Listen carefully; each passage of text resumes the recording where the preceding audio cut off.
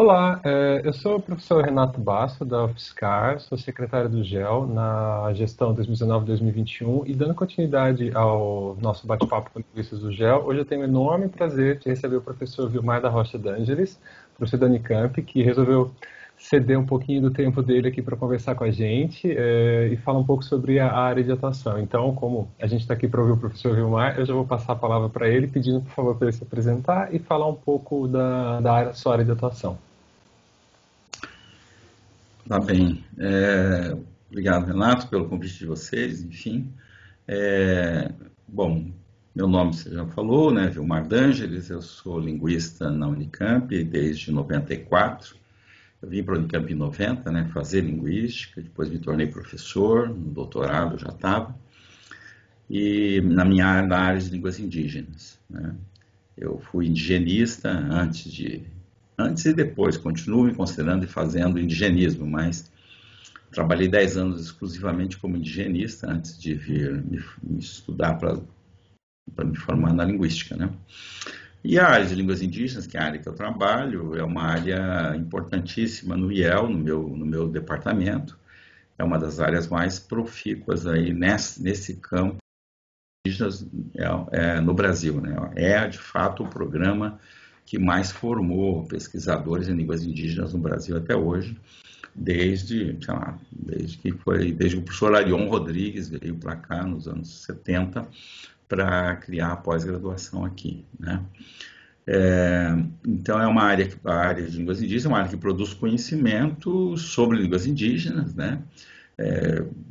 Desde a sua situação sociolinguística, por exemplo, que é um aspecto importante, né? Mas todas as relações internas de funcionamento da língua, quer dizer, a organização e o funcionamento da língua no campo da fonologia, morfologia, sintaxe, semântica, enfim. E também a parte de parentesco genético, ou seja, história das línguas, né, relações genéticas entre línguas e condições de fortalecimento e sobrevivência, que é uma área que eu trabalho bastante, que é de revitalização de línguas indígenas, né. Educação indígena está ligado aí um pouco também.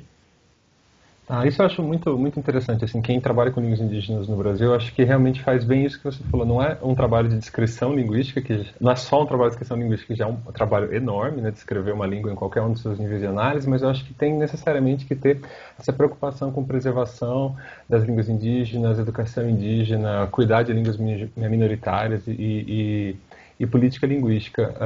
Acho que isso é bem legal. Queria, Vilmar, que você comentasse um pouco sobre os desafios de você fazer linguística e também cuidar um pouco de revitalização, preservação e valorização de línguas minoritárias, que acho que é uma tarefa que, de novo, quem trabalha com línguas indígenas tem que fazer, né? As duas coisas ao mesmo tempo. Embora tenha que fazer, pessoas se engajam de maneiras distintas, né? Enfim, há pessoas que têm uma presença menor, digamos, nas áreas indígenas no que se refere à educação, formação de professores, sei lá. Então, são engajamentos distintos e, claro, isso varia de pessoa para pessoa. As pessoas não vão ser iguais, seja na sua história de relação com as comunidades ou com as suas línguas. Eu tenho uma história de indigenismo, né? Eu sou indigenista, então a minha relação é um pouco mais forte nesse aspecto. Então, sacrifico eventualmente a minha carreira, algumas publicações, sacrifiquei anos de livre docência que podia ter feito antes, enfim, um ponto de... Porque você está envolvido eventualmente num processo, aí teve um período de 2013 a 2018, mais ou menos, que eu participei de mais de 40 oficinas em aldeias, com formação de professores indígenas e revitalização linguística, né? Então são ações diferentes. Tem os que estão mais envolvidos com descrição enfim, análise de laboratório, etc. Enfim, há diferentes engajamentos. Mas, de fato, do meu ponto de vista também, o resultado que você tem de conhecimento das línguas e a qualidade do seu trabalho, eu escrevi isso num artigo, acho que tem mais de um artigo, eu escrevi sobre isso, sobre a pesquisa participativa, que a gente chama, né? E o resultado é muito diferente, eu acho. A qualidade do que você tem, porque você está envolvido com a prática real da língua, você não sai do campo com um monte de frasezinha licitada e algumas gravações e tal, né? Você está lá e tem que resolver problemas práticos e, bom, como é que eu ensino a gramática disso para uma criança que é falante ou para uma que não é falante dessa língua? E coisas do tipo. Então, a gente acaba entrando no coração da língua, quando a gente envolve também traduções, né? Eu tenho feito nas propostas de revitalização linguística que eu tenho defendido desde 2002, a primeira vez que eu escrevi sobre isso, uma das coisas que eu defendo como fortalecimento e como forma de fortalecimento é a modernização das línguas e nesse bojo desse processo, as traduções como um recurso de instigação, de provocação, de desafio ao indígena tradutor, ao indígena pesquisador, né, que levam que essas línguas vão construindo formas de expressão que elas não tinham, não empregavam, né, mas que são necessárias. Caso contrário, há uma série de campos de conhecimento e de relação profissional do mundo que eles estão envolvidos hoje, que eles teriam que fazer só em português. E aí significa manter a língua guetizada e com isso reduzir seu espaço e sua força, né? Nossa, isso tudo é muito interessante, é muito fascinante, acho bem legal. Eu queria fazer outra pergunta agora, mas sobre com quantas e com quais línguas indígenas você trabalhou e como é que, se elas são todas de uma mesma família, de famílias diferentes, que você contasse um pouco do seu percurso em relação agora às diferentes línguas com as quais você trabalhou. Tá, legal. Eu, quando fui como indigenista, eu trabalhei mais e principalmente, mais demoradamente, a primeira comunidade que eu fui morar eram os Caingangue, né? Então, depois de uma certa altura, como eram bilíngues e eu estava lá fazendo ação indigenista, de lavoura, de enfim, questões de luta política também de terra e tal, nós tínhamos muita interação em português, né? Daí eu falei, não, tem que começar a aprender a língua. Eu comecei a tentar estudar com eles e tal, sentava com os velhinhos e tal. Bom, então, quando eu vim para a Unicamp, a língua que eu tinha mais contato, daí nesse período também tive contato com o Guarani, com o Guarani também. Como é uma língua, do meu ponto de vista, mais fácil que o Caingangue, eu aprendi, eu tinha mais agilidade até no Guarani, tinha mais facilidade com o Guarani. Aí vim para a Unicamp, mas meu compromisso com o Caingangue, eu tinha isso como uma relação mais histórica e tudo mais. Então eu me propus, uma professora me convidou para um projeto, a professora Eleonora Albano, me convidou para um projeto dela e eu, olha a cabeça, né? Um projeto, a professora Leonora, não tinha nem, claro, sabia quem ela era e tudo, mas eu falei, olha, eu vim aqui para estudar língua indígena, professora. Será que a senhora não me orientava eu já tinha gostado das condições dela, da qualidade, já tinha conhecido, né? Enfim, o fato é que ela me franqueou, disse, não, passou um tempo, falou, vamos fazer, você quer fazer, eu nunca orientei língua indígena, mas vamos fazer. Aí então eu trabalhei com Caingangue. Durante a minha graduação, fiz iniciação científica com apoio da FAPESP, entrei no doutorado com um projeto envolvendo língua Caingangue e fonologia autossegmental, apesar de em áreas de línguas indígenas, eu me especializei em fonologia, porque eu discuti teoria fonológica com dados de línguas indígenas, né? E aí, então isso foi a minha formação, né? Eu estava ali. Aí eu já estava na pós-graduação, fazendo doutorado, trabalhando com fonologia e línguas G e Caingangue especialmente, quando eu fui convidado a assessorar a definição ortográfica de uma comunidade de Axaninca, dos Axaninca no Brasil. Eles não queriam a escrita adotada no Peru, eles sacavam uma relação com o espanhol, por um lado, e por outro lado eles tinham muita prevenção, com razão, pela presença dos missionários do Summer, tal, do lado de lá, e eles não queriam embarcar nessa canoa. Então eu fui para a aldeia deles e ajudei-os a definição da ortografia da língua xaninca usada no Brasil, né? Então foi uma experiência importante, eu voltei lá depois, então eu voltei a ser consultado, fui chamado pela Secretaria de Educação do Acre 2 vezes para dar cursos para eles, então, formação deles, então a segunda língua, né, que eu me dediquei mais aí foi o Axaninca. Bom, aí vieram outras línguas. Nos últimos anos eu trabalhei com o Guarani de São Paulo, né, o Inhandeva Guarani, que é uma particularidade. Uma parte deles se auto-identifica como Tupi-Guarani aqui no litoral, mas enfim, são os Inhandeva Tupi-Guarani.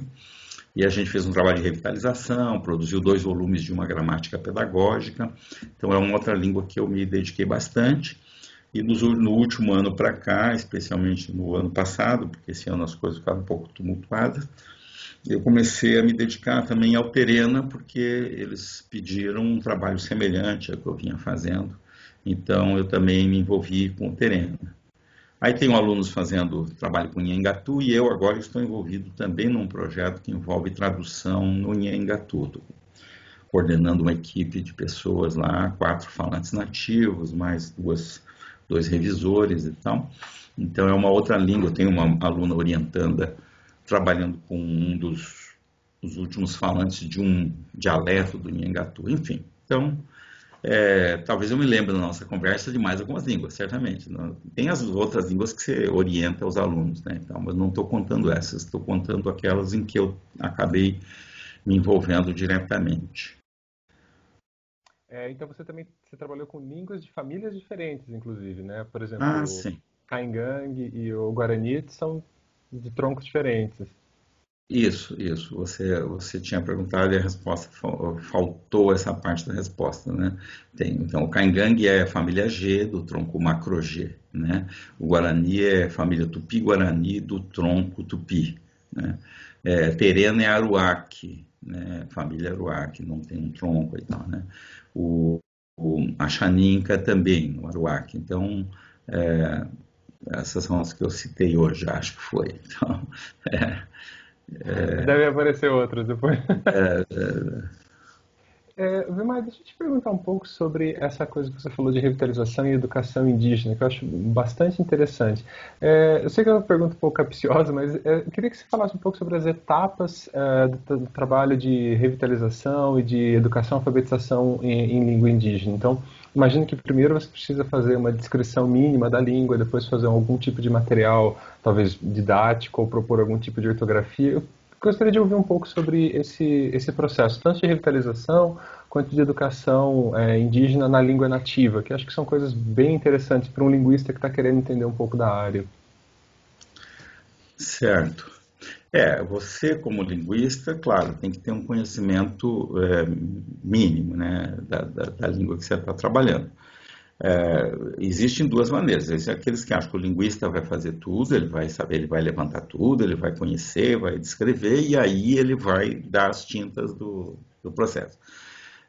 Para mim, a coisa funciona um pouco diferente. O linguista é alguém que tem as ferramentas que permitem você orientar, né? Você está... Sei lá, vou dar um exemplo. Eu estava uma vez com os Madirá, estava trabalhando com os Axaninca lá no Acre, numa formação. E tinha os Madirá, que são uma outra língua, os Kulina, que estavam fazendo também formação ali. E aí a secretaria pediu, você não gostaria de trabalhar, você não gostaria não, você não poderia trabalhar um dia com eles, porque tem isso, tem aquilo, não sei o que tinha lá, eu sei que pediram para trabalhar um dia com os Madirá. Era uma língua que eu nunca tinha estudado. Aí peguei, olhei um material que eles tinham lá e tal, falei, bom, já entendi algumas coisas, porque você tem uma ferramenta, você pega 2, 3 frases que estavam escritas na língua e traduzidas, né? Então, bom, se a tradução é essa, se os itens lexicais são esses, eu tenho algumas coisas que são evidentes. Uma dessas era que a língua tinha, o pessoal chama ali aqui de cabeça à direita. Então, você tem uma posposição, não tem preposição. E você tem, no caso lá, o objeto à esquerda do verbo, imediatamente à esquerda do verbo, como parte do sintagma e tal, né? Bom, aí tá, fomos trabalhar e tal. Dali surgiu um tópico que eu não me lembro qual era e tal. Eu falei, então tá, então vamos fazer umas frases que a gente discute esse tópico. E aí, quando eles foram ao quadro para pôr essa frase, uma das pessoas começou a botar uma frase e ele colocou um objeto direto à direita. Aí eu perguntei para ele, falei, será que essa frase não estaria mais certa? E aí falei a frase trocando a posição do piano. Aí os outros falaram. Aí teve até uns gozadores, né? Ah, o cara chegou hoje, está falando mais que você, tipo assim, né? Mas não era porque tem essa influência. Quando você dá uma frase em português, tem gente que pensa que traduzir, né? A pessoa se atrapalha na hora e tal. E o cara seguiu um pouco a linha do português, né? Mas o que eu queria dizer com isso é, o linguista tem ferramentas, ele não precisa falar todas as línguas, né? Agora, obviamente, eu preciso ter, naquela língua que eu estou trabalhando, pelo menos, né? Eu tenho que ter um conhecimento o melhor possível para poder trabalhar com uma equipe, com as pessoas locais, né? Então, por exemplo, o Caingangue de São Paulo, que eu fui trabalhar com eles com revitalização, a gente fazia oficinas, trazia os velhos. Eu poderia ir lá ensinar Caingangue para eles, Caingangue do Sul, vamos dizer. Eu sei que a gramática é a mesma. Assim, na verdade, a gramática de São Paulo está simplificada, porque a língua foi obsolescente e tal, então ela vai perdendo nuances, vai se simplificando, né? Mas, enfim, as estruturas básicas é a mesma. Mas não era esse o objetivo era revitalizar a língua deles. Eles tinham lá meia dúzia de falantes nativos vivos, velhinhos, né? Então, o conhecimento meu era importante para poder, ouvindo eles, reportar, colocar aquilo no quadro e fazer a análise com as pessoas, né? Claro, nesses casos, por exemplo, você ser minimamente treinado para pronunciar é importante, porque a coisa mais horrível, eu já assisti isso, é um linguista que querer ajudar uma comunidade indígena, professores de, e o cara fala tudo ruim, tudo errado, e às vezes fala bobagem, porque, claro, você, né? Assim, tipo, você troca uma nasal em Caingangue por uma oral, ou trocar um tom em chinês por outro, pode estar falando coisas bem desagradáveis. Então, tem um treinamento que a gente tem aí para isso.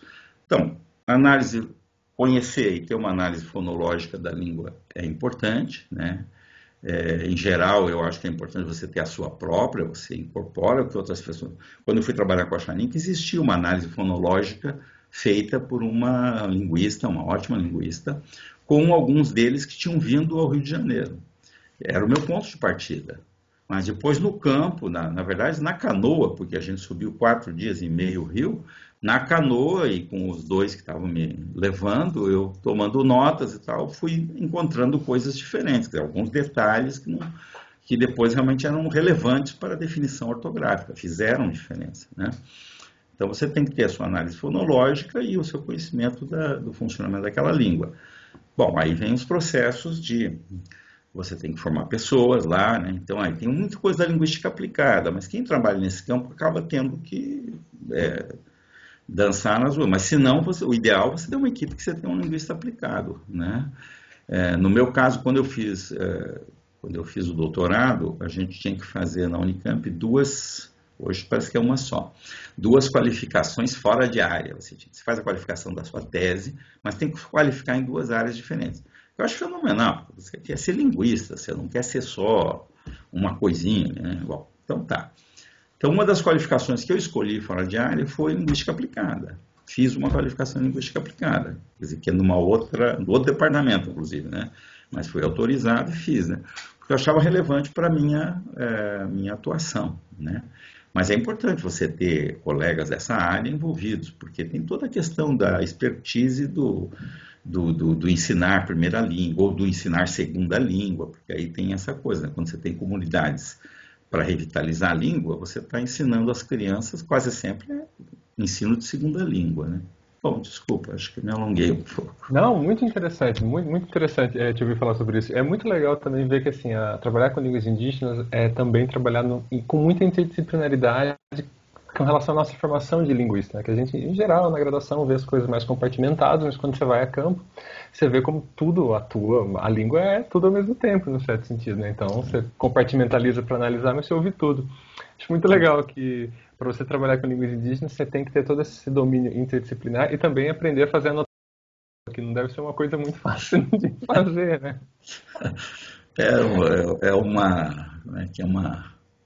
Como é que diz? Um motor de popa, né? Não era de remo, é um motor de popa, né? Mas mesmo assim é 5 por hora. Então,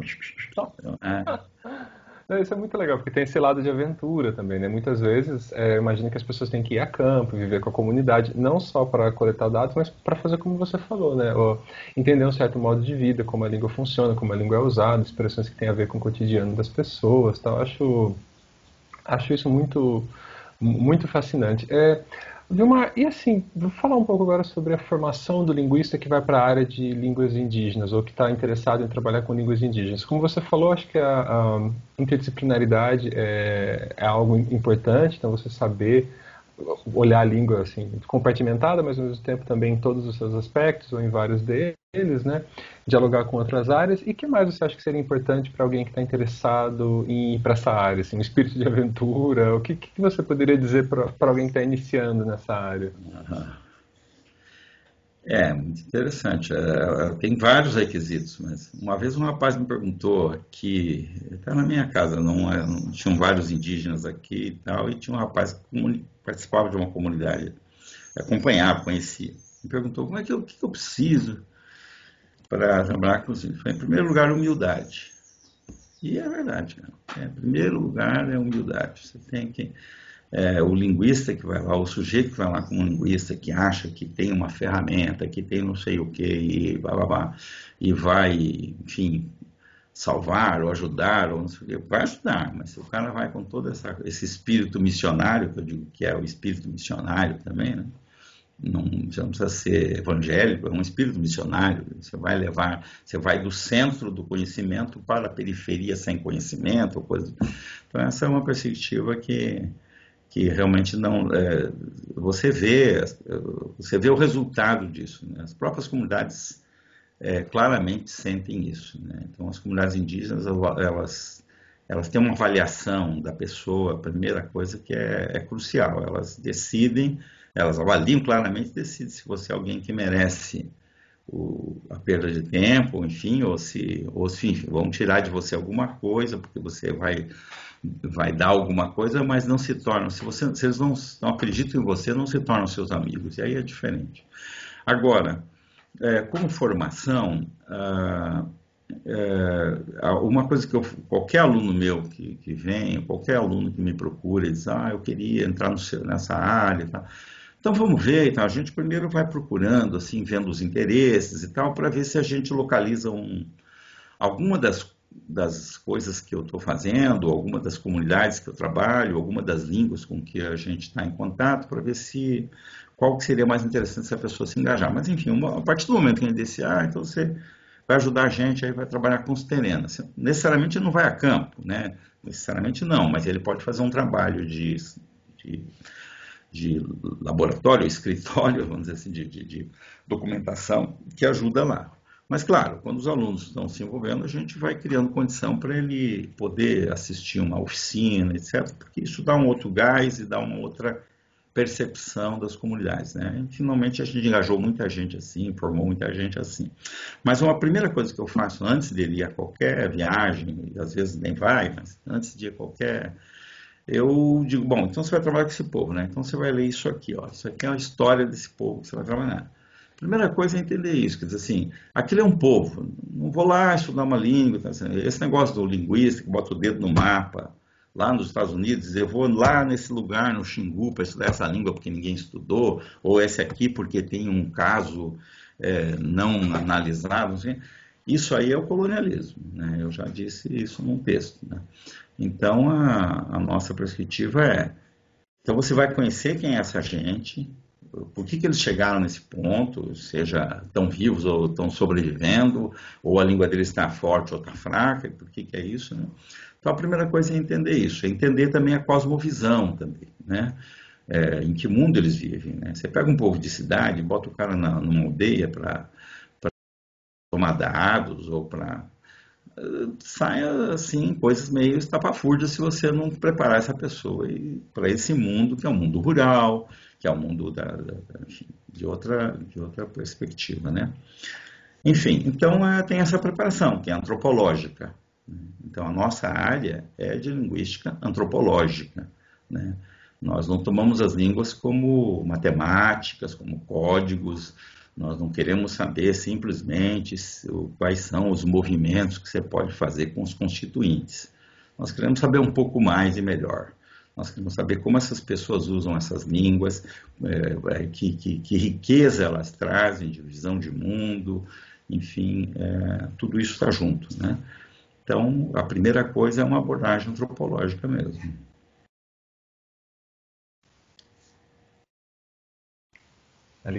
É muito interessante ouvir isso, muito, muito legal mesmo.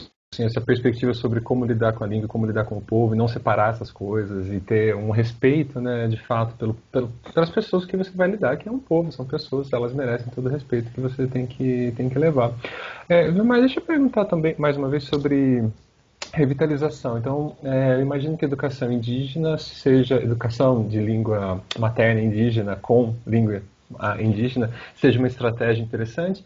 A modernização que você citou também achei fantástico. Então, você, né, cria vocabulário, cria expressões, cria um meio para as pessoas circularem que evita fazer grandes importações do português.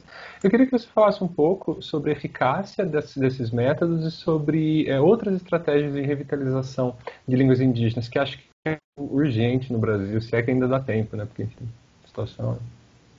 Não, tá legal. Não, de fato, eu acho que tem hora que eu me preocupo de não alongar e deixo algum aspecto da sua pergunta de fora. Eu acho que foi isso também, deixei algumas coisas já. Então, eu escrevi alguma vez em algum texto, acho que até mais de uma vez, que existem duas tendências, mesmo na linguística mundial e mesmo brasileira, né? Mas especialmente a linguística que vem de fora também.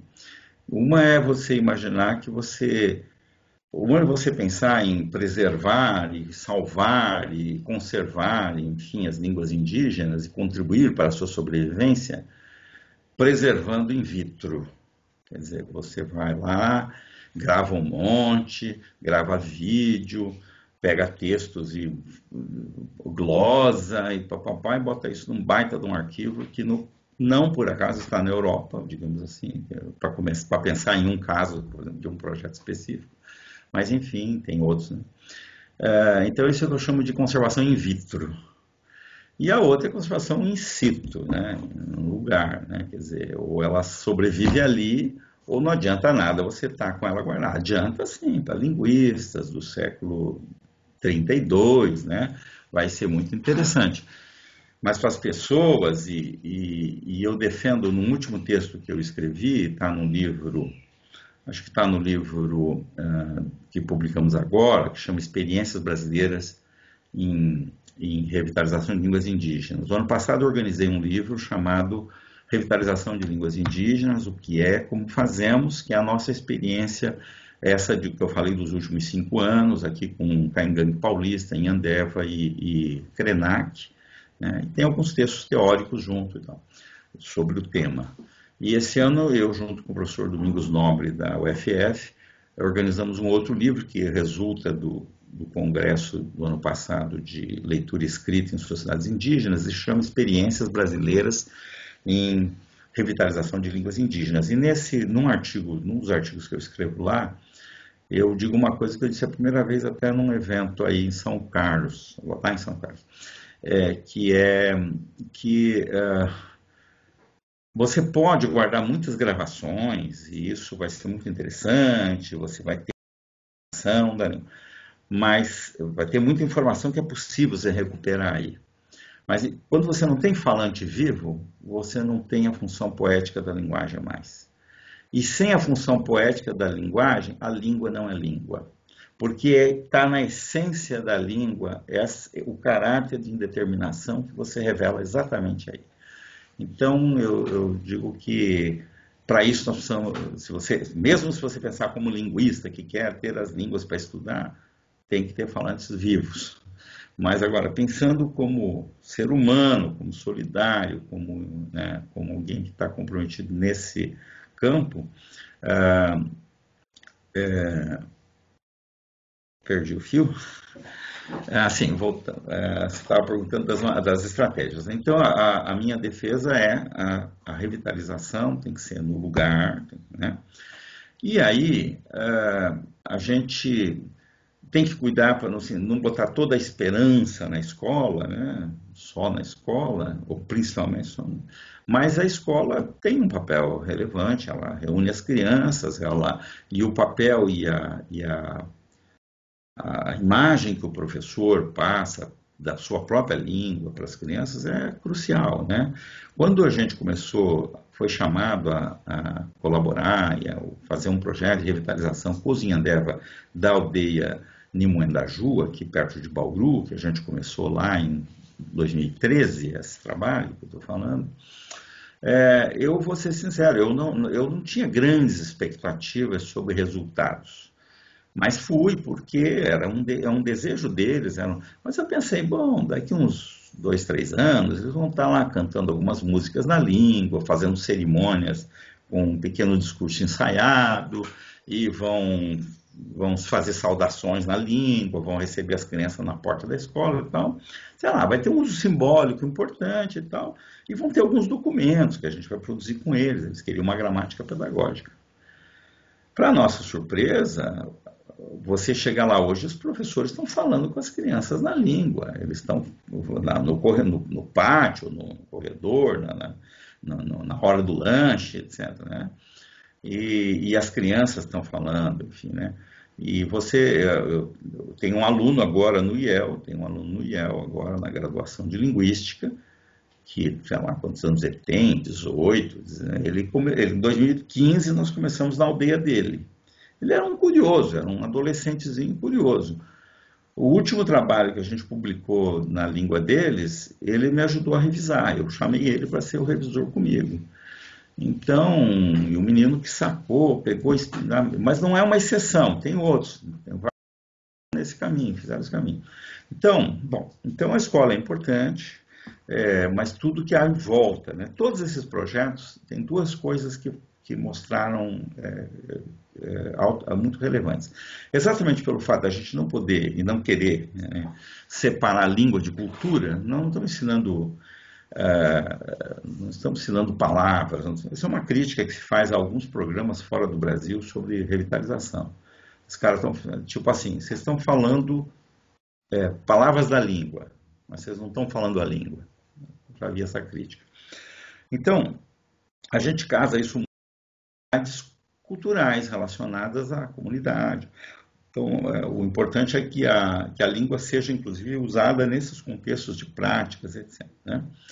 E em todos esses casos que a gente tem visto, o caso dos Inhandeva Guarani, que eu mencionei, tanto no Nimoendaju e nessa aldeia de Bauru, quanto nas aldeias do litoral, o que você vê claramente é que, junto com a língua, está um revival cultural, quer dizer, está uma retomada de elementos culturais importantes. Aqui no Nimoendaju voltaram a fazer uma casa de reza, que eles não tinham, e surgiu eles tinham convidado, tinham contado com um rezador de fora por uns anos, até que surgiu um rezador local, alguém que brotou lá um próprio rezador deles e tal. Então, todas essas comunidades, isso é parte desse processo, né? Colocar a língua, eu tenho defendido isso, colocar a língua em lugares de prestígio é importante. É importante você ver a sua língua, senão eu digo assim, se a sua língua, você só ouve ela com os velhinhos na beira do fogo, e ainda tem que falar alto porque eles são surdos, eu brinco com eles, né? Aí acabou, cara, a tua língua está no fim. Você tem que ver a tua língua em livros, tem que ver a tua língua na tela da TV, na tela do computador, você tem que ouvir a tua língua no rádio, então a tua língua é importante. Então a gente faz o que pode nessa direção, ou a gente faz ou a gente incentiva que façam, por isso nós temos usado também internet, temos usado sites, né? Existe um site em Inhandeva com w.org, e existe um site Caingangue, que desde 2008 o site Caingangue. O site Caingangue é o único que é todo em língua indígena, a interface está boa parte traduzida, só pode estar em língua indígena. Mas metade dos Caingangue, ou sei lá, 40% dos Caingangue não falam a língua. Bom, eles têm outras coisas para fazer ou vão aprender. Esse site é para exatamente fortalecer a língua. Então, melhor ainda, se ele não sabe, tem que chamar um que sabe, leia para mim o que está escrito. Ótimo, é exatamente isso que mostra que a sua língua é importante e que tem uma coisa que você só consegue com ela. Porque se todas as chaves do mundo que abrem as portas são só o português, por que eu vou querer a língua indígena? Então, eu tenho todos esses processos. E voltando à escola, só para não esquecer isso, também ainda há no Brasil uma prisão, uma velha tradição que veio do Summer de de estabelecer o bilinguismo de transição. Então, em muitos lugares, mesmo depois que o Summer não está mais ali, não é? Mas o pessoal alfabetiza na língua indígena e depois, ponto, acabou. Dali, no segundo, terceiro ano, a escola é em português. Então, uma coisa que a gente insiste muito é isso. Tem que ser um ensino bilíngue. A língua indígena tem que ser língua de instrução. Você tem que ter, pode ter aulas em português e deve ter, no caso de necessidade, você também desenvolver as competências em português, mas você tem que ter história em língua indígena, geografias dadas pelo professor em língua indígena, matemática em língua indígena. É isso que vai te dizer que a tua língua é uma língua que funciona para a gente aprender coisas. Realmente, essa questão do prestígio, da importância da língua, dela atuar em vários lugares, é fundamental, né? Como você falou, se você só usa em nichos muito restritos, com poucas pessoas, por que você vai... Né? A sua metáfora da chave é bem legal, né? Se você tem português para, por exemplo, abrir tudo, por que você vai usar outra, né? Muito interessante, achei um trabalho belíssimo e cheio de coisas legais para ver. Vilmar, eu tenho mais duas perguntas, uma meio triste, a outra nem tanto. A pergunta meio triste é o seguinte, eu queria perguntar se você já trabalhou com uma língua que entrou enfim, que se extinguiu, que não tem mais falantes, e qual foi a sua experiência com isso, se você já viveu essa situação, assim, o que você sentiu trabalhando com isso, porque eu penso isso, assim, é uma pergunta meio particular, porque a gente ouve muito falar sobre línguas em processo de extinção, línguas que desapareceram, mas eu queria ouvir alguém que, eu não sei se você já trabalhou, né, que trabalhou diretamente com uma língua que desapareceu, e qual foi a sensação de, enfim, lidar com essa situação? Por acaso eu tenho uma experiência triste aí mesmo. Uns anos atrás, eu estava... 2007, acho que foi. Eu estava fazendo pós-doc em Brasília, no mês de julho aqui, eu acho que eu estava aqui. Acho que foi. Enfim, eu recebi uma ligação de uma pessoa da Secretaria de Educação do Mato Grosso, melhor dizendo. A pessoa me achou assim, tipo, na internet, não sei bem, até hoje não sei muito bem, mas assim, não tinha nenhuma referência. Pensou Unicamp, que alguém falou, sei lá, e achou meu nome na lista dos professores e ligou. Achou o telefone, vai lá. E aí era sobre uma comunidade, que são os Arara do Aripuanã, que queriam recuperar a sua língua, saber como é a sua língua, qual era a sua língua, como poder ensinar, como e tal. E aí, falei, bom, vou lá, sabe lá, né, claro. Né? Então, topei ir, marcamos, acho que em outubro daquele ano, não me lembro, eu fui. E aí, então, eu fui de avião até Cuiabá, e de lá uma caminhonete da secretaria nos levou, são 1.200 quilômetros, 600 de asfalto e 600 de chão. Então, aí fizemos 1.200 quilômetros, né? Cheguei lá, um lugar muito legal, mas a tristeza lá, você via na estrada caminhões madeireiros, de dias passavam vazio, atravessavam a terra indígena, iam lá para dentro, em regiões, provavelmente um pedaço da terra indígena, ou região vizinha, porque ali é mata, floresta virgem, né? E de madrugada os caminhões passavam. Eles passavam com o caminhão, eles chamavam a Julieta, é um reboque de extensão, né? Ele passava com ele carregado, vazio em cima. Madrugadas, 2 da manhã, pela aldeia, perto da aldeia, né, de volta, aí com os dois no chão e tora, né? Isso continua, viu? Isso continua, tá lá, todo mundo sabe, não é só naquela... agora com esse governo, mais ainda. Aí eu fui lá, e aí a história triste começava assim, inclusive. Muitos anos antes, isso foi 2007, tipo 10 ou 12 anos antes, eu precisaria saber facinho, mas eu já esqueci. Houve um encontro da SBPC em Cuiabá, sei lá, 95 ou 90 e tanto. E estava Arion Rodrigues, estava vários linguistas, né, então. E esses Arara, algum deles e tal, pegou e botou embaixo do braço um caderno que eles levavam anotados palavras da língua que um padre tinha ajudado a recolher, porque eles tinham lutado pela terra e tudo. A luta da terra deles está contada em livro por uma irmã, uma freira, chama Mutirão de Solidariedade, o livro. Bom, o fato é que eles foram lá levar e o pessoal olhou lá, encontrou umas 10 palavras já de Tupimondé ali por cima. A língua de vocês é Tupimondé, para lá, bom, até logo, tchau, né?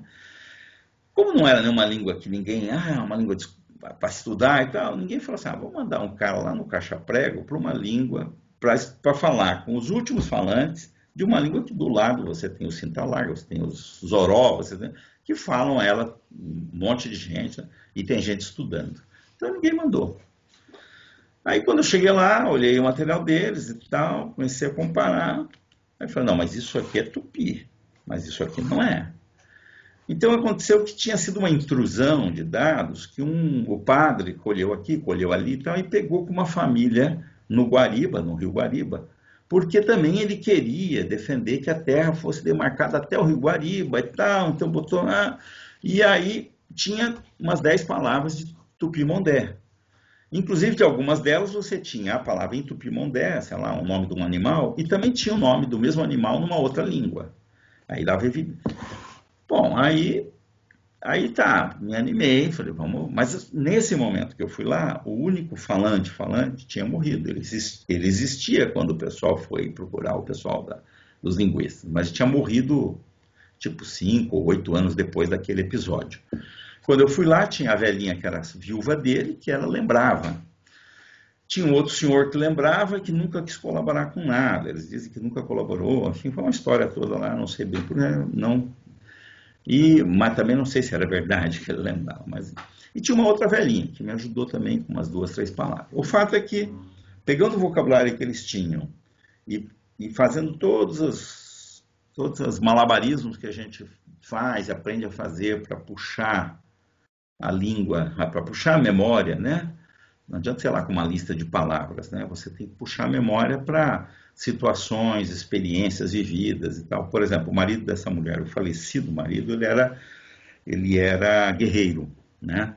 E ela, quando jovem, eles falaram que eles ainda tinham feito umas guerras e tal no começo, não sei o quê. Então eu perguntei para ela, conversar sobre isso. E daí quando seu marido ia para a guerra, o que ele tinha? Que tinha que pôr uma coisa no braço, na cabeça, tinha uns enfeites aqui, e tinha nome, daí você vai. Aí a pessoa se reporta, a pessoa se recoloca lá naquele momento, e aí vem as palavras. Bom, com todos esses esforços, aí a gente conseguiu, sei lá, umas 220 palavras, não sei. E eu dizia para eles, eu criei uma metáfora também, eu falei para eles, eu escrevi isso em algum lugar, acho que. O relógio do Zanara. Eu falei para eles, olha, é como um relógio que as crianças brincaram, a professora deixou em cima da mesa e foi atender alguém, as crianças brincaram, desmontou e virou um monte de pedacinho aí, e ali tem um areião, né? Aí alguém veio, tentou reunir as peças e levou. Aí o relógio vai pensar, vai procurar qual é a marca, vai identificar a marca do relógio e vai procurar as peças num relógio da mesma marca. Ao mesmo tempo, o relojoeiro, como nós éramos, ele descobriu que tinha peça que não era daquele relógio, que na hora de achar por ali, acharam peça que era de outras coisas. Então. Muito bem, então nós tiramos as peças que não são desse relógio, agora vamos levar para o relojoeiro. Só que o relojoeiro não conseguiu. Circulei o que eu pude, eu sistematizei até uma pré-análise fonológica e alguma morfologia, tinha alguma morfologia, porque quando você só lembra palavras, a pessoa, em vez de falar mão, fala minha mão, ela não sabe que está, né, ela não fala mais a língua. E então consegui identificar alguma morfologia, num momento me animei pensando, opa, isso aqui parece aruaque, por algum elemento morfológico, mas depois não batia com mais nenhum. Procurei todas as línguas aruaques da redondeza, procurei todas as línguas da região. Não achei, botei numa rede na etnolinguística, botei o material que eu tinha levantado, ninguém conseguiu. Isso aqui parece a palavra tal da língua tal, o outro me mandou 3 de uma outra língua, né? Nada que resolvia.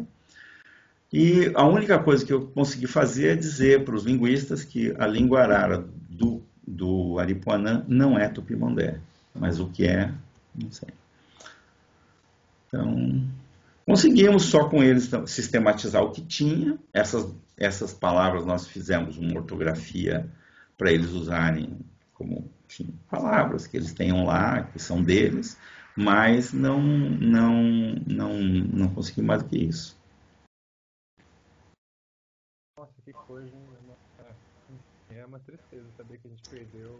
A pergunta, está baixo o teu som, não estou ouvindo Deixa eu direito. voltar aqui. A pergunta era sobre essa aí, né? Ou a pergunta era dupla? Às vezes era, não, mas era isso mesmo. Eu queria ouvir um pouco um relato de lidar com uma língua que estava em extinção ou que desapareceu, né? E, enfim, é um relato realmente triste, né? Pelo conhecimento que vai embora, mas principalmente pelas pessoas, né? Que perderam ali uma marca da sua identidade, da sua cultura, da sua vivência, tudo aquilo vai embora e não tem volta, né? Vilmar, eu queria te fazer uma última pergunta, sem querer abusar muito do seu tempo, que era o seguinte, eu acho que tem muita coisa interessante que a gente pode aprender com as línguas indígenas e que são muito surpreendentes para quem é falante de uma língua como o português ou de uma outra língua indo-europeia. Eu queria que você comentasse um pouco sobre coisas interessantes do ponto de vista linguístico, não só, digamos, cultural ou social, que você aprendeu ou que você topou estudando línguas indígenas. Algum fato linguístico que te surpreendeu, alguma coisa, alguma análise que você achou legal, assim, o que a gente pode aprender e o que você aprendeu no seu estudo de línguas indígenas? Eu acho que deve ser um monte de coisa, mas se você puder citar uma ou duas, eu achar bem legal.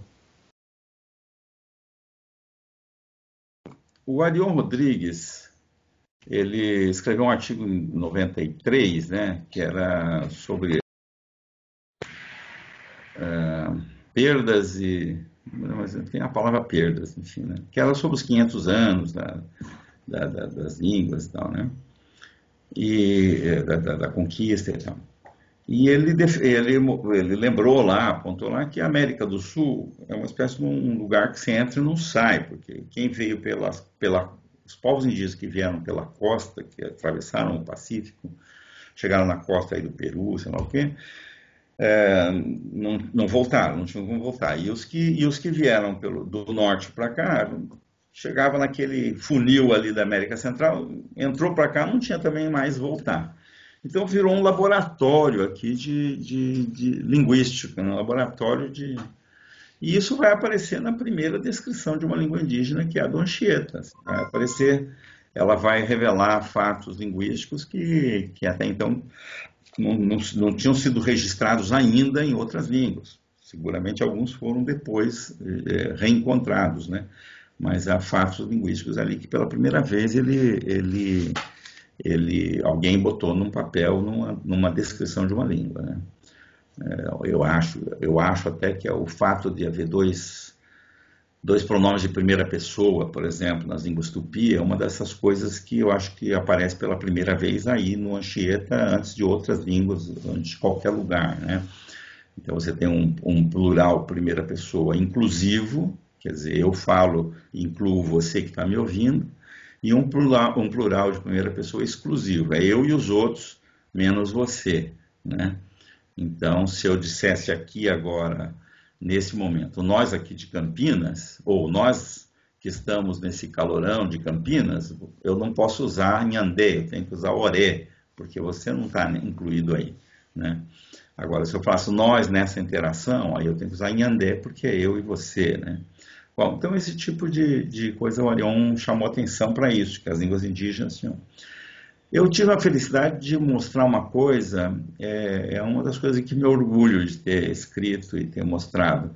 E, inclusive, eu escrevi um artigo que ele era uma espécie de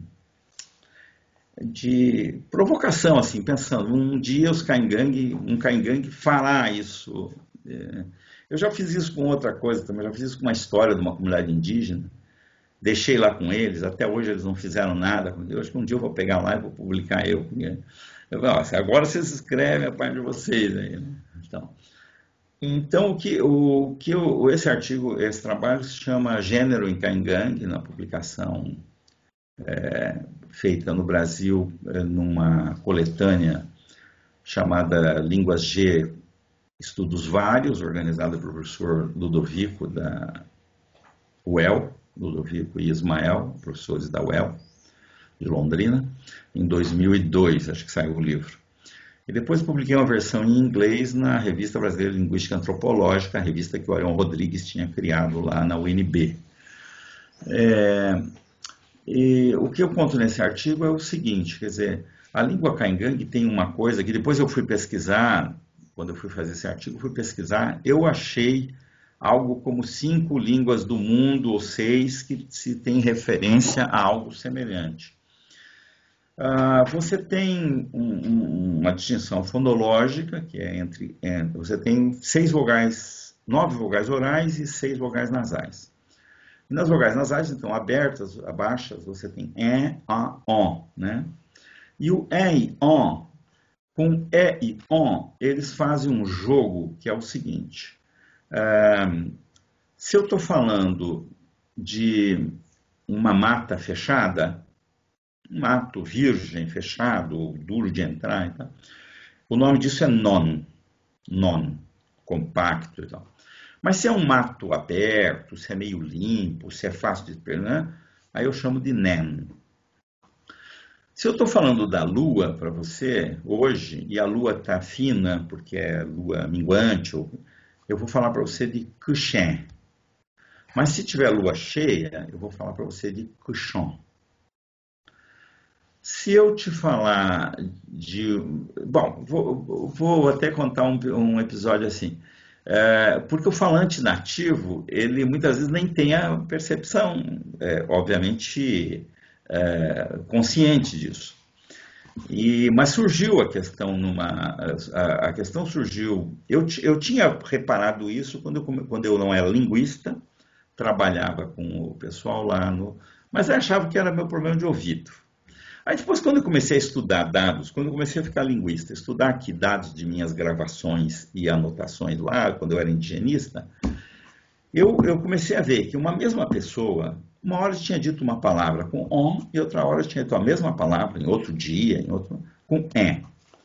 Um dia, numa viagem lá para o sul, passando lá num dos caras que foi dos meus primeiros professores, um dos primeiros caras com quem eu morei lá no sul, estava vivo ainda, eu puxei esse assunto com ele. Falei, poxa, seu Vicente, uma vez eu descobri umas coisas assim no meu material, lendo o meu material. Ele disse, não, isso aí é feminino e esse é masculino. E não batia com o que O caingangue não tem esse negócio de masculino e feminino, tem masculino e feminino de um outro jeito. Tem uma marca para... Não está batendo, mas não conseguia entender o que ele queria dizer. Né? Tá. Aí trabalhando com formação de professores caingangue do Rio Grande do Sul, um dia eu tinha que preparar, nós fizemos juntos um material de alfabetização e eu me responsabilizei de arrumar as fotos para fazer os cartazes.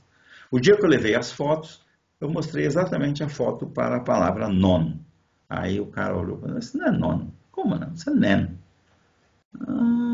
Tá. Daí eu juntei, voltei nas minhas memórias. Eu falei, mas tem mais alguma coisa que a gente fala assim, que a gente... Nó, né? Aí um cara falou assim, minha avó, quando a lua está assim, fala kuchen. E quando está assim, fala kuchon. Tá. Daí eu matei a charada na hora. Então tá, tem isso, né, que tal. Aí eu falei para eles, eu fiz uma interpretação. Olha, então o que eu acho que está acontecendo aqui é isso, pá. Porque eu associei um elemento cultural da caingangue que é fundamental.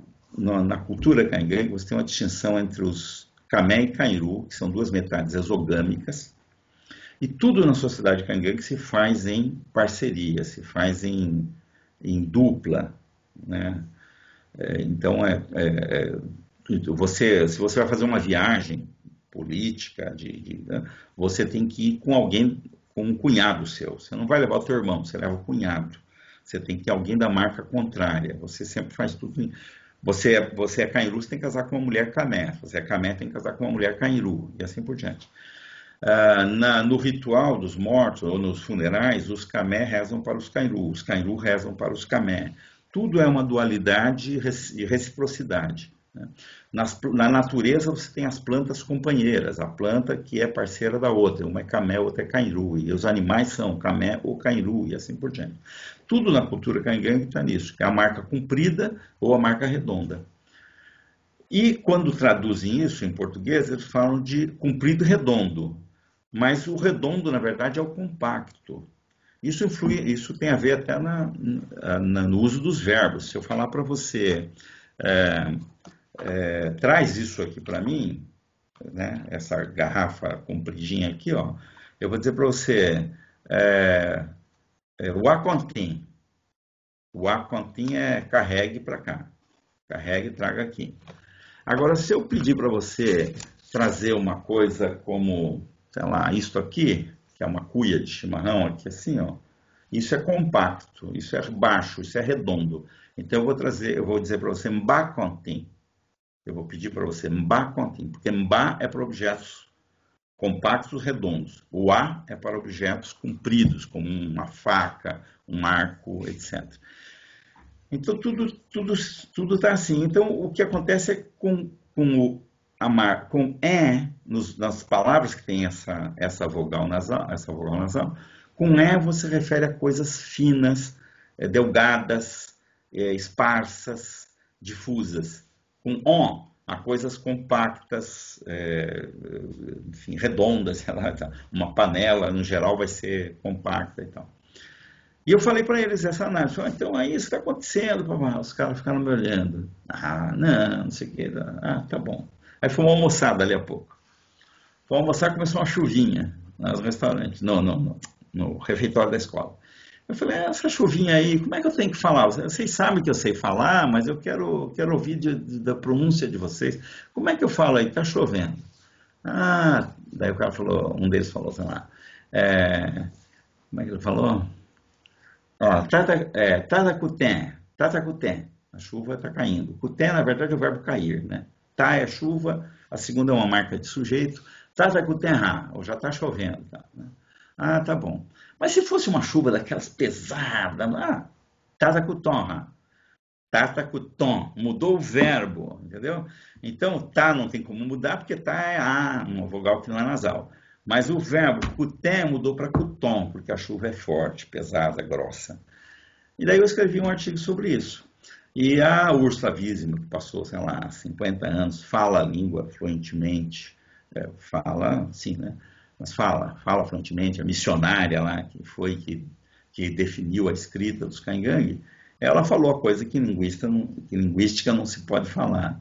Não, cada um pronuncia do jeito que acha melhor, ao gosto do freguês. É a descrição que ela faz na tese dela na Alemanha e depois também num artigo. Então eu fiquei feliz de ter mostrado isso. Que legal, que interessante. Muito, muito bacana mesmo. Bom, Gilmar, queria te agradecer. A gente podia ficar conversando mais um tempão, mas eu tenho aqui o nosso tempo. Foi muito, muito legal, muita coisa bacana, deu para aprender um monte. Espero que, tenho certeza, na verdade, quem for assistir também vai aprender um monte. E, de novo, muito obrigado por aceitar e por fazer esse bate-papo aqui com a gente. Tranquilo, eu que agradeço. Felicidade pro seu trabalho aí, cara. Até mais. Obrigado. Até.